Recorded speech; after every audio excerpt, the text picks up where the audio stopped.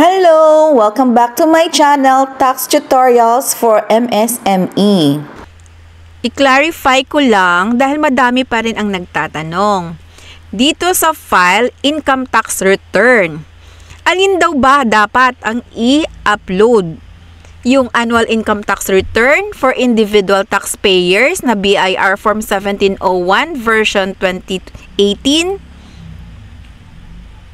or kapag corporation, BIR Form 1702, depende kung anong applicable sa inyo kasi may iba-ibang forms na applicable sa bawat taxpayer.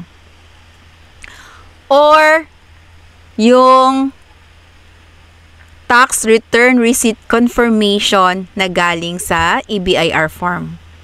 Ang sagot po, ang dapat i-upload dito ay ang tax return receipt confirmation na galing sa EBIR forms kapag nag-file sa EBIR forms.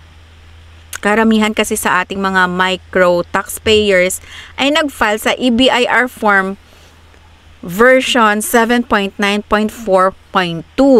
Kaya ang tax return receipt confirmation nun, ipapakita ko po sa inyo ang sample. Ito siya, matatanggap sa email galing sa EBIR forms.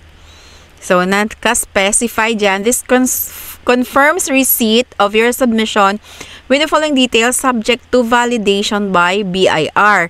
Kapag may natanggap na tax return receipt confirmation, ito yung proof na nakapag-file ka online. Kaya ito lang ang dapat na i-upload sa AFS e-submission.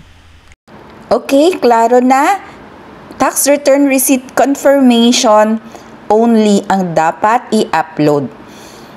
Guys, don't forget to subscribe to my channel. Thank you so much. Bye!